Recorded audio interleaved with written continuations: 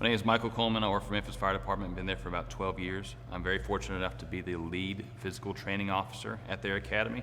I personally have put through about 500 recruits in the last few years. I currently have a class going right now, and they graduate on June 4th. I am a Team Lakeland athlete.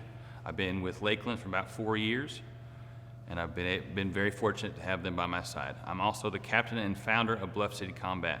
We have about 20 people, hold all different roles within the Memphis Fire Department, and we're looking to have a great season. The Firefighter Challenge is an obstacle course designed to simulate all of the duties and responsibilities a normal firefighter is going to have in their everyday operations.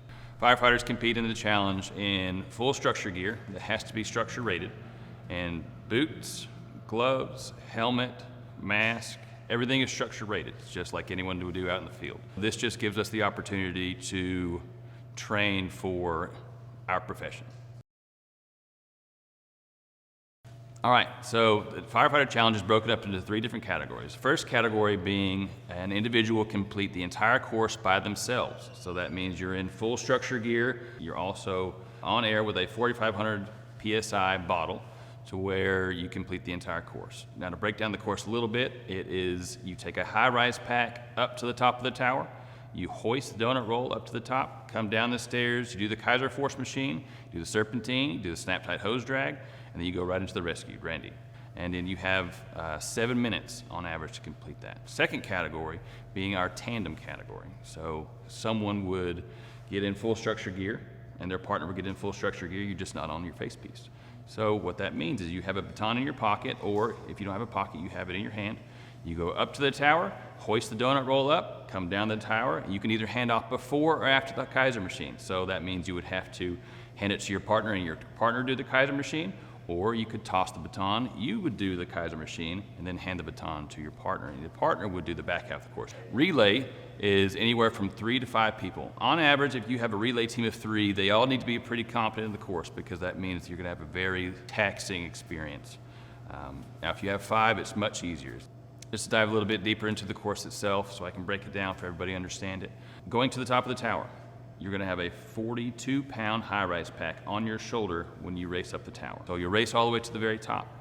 You'll then deposit that high-rise pack into a bin. There's a bin at the very top. You'll see it right when you go up. Then you would continue onto the Snap-tite Hose hoist. That is also a 42-pound hoist.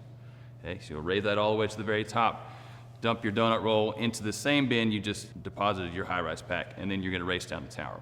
All right, so just little tips and tricks. We'll start with the tower ascension. So what I've learned is there's 2 different ways to go up the tower. You can either single step it the entire way, or you can skip steps, and that is allowed.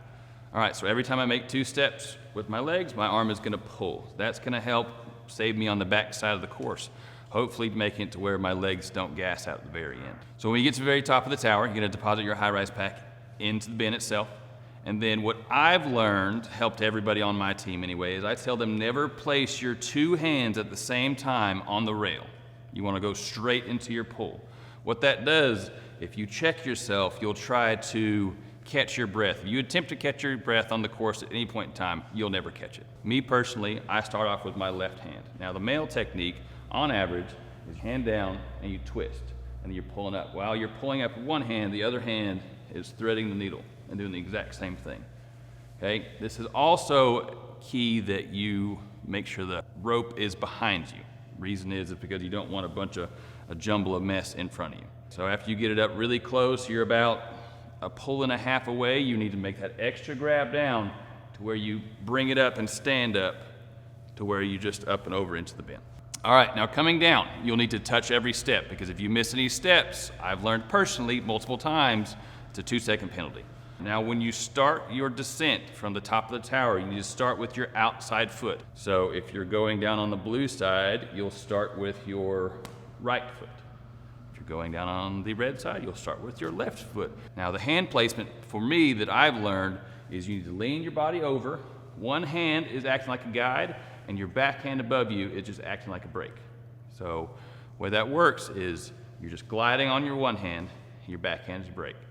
So your hand is always going to stay above you just to brake in case. So the third evolution is called the Keiser force machine. So how that's going to work is you're going to come down the tower, and for me personally, I like to take large bounding steps. You leap up and over onto the Keiser force machine. Now, the key, believe it or not, is foot placement. As far forward as you can, you need to get your feet above the head of the slug. You'll grab that trusty Cook hammer about middle of the shaft itself, and you'll start to hit. Now, believe it or not, it is not all muscle. That first initial hit will break the plane of friction holding on to the bottom of the slug itself, and then you just need to stay on it. I'm gonna hit, and then I'm just gonna follow it. I'm gonna keep that slug moving to where friction never grabs it again. Next, after you complete the Keiser machine, there is a mat. Now that hammer needs to go on the mat. Even if it's just barely on the mat itself, it needs to be on that mat. If not, it's a 5-second penalty. I would like to personally invite all of the community of Erie to come watch about 250 firefighters from around the nation compete for national titles.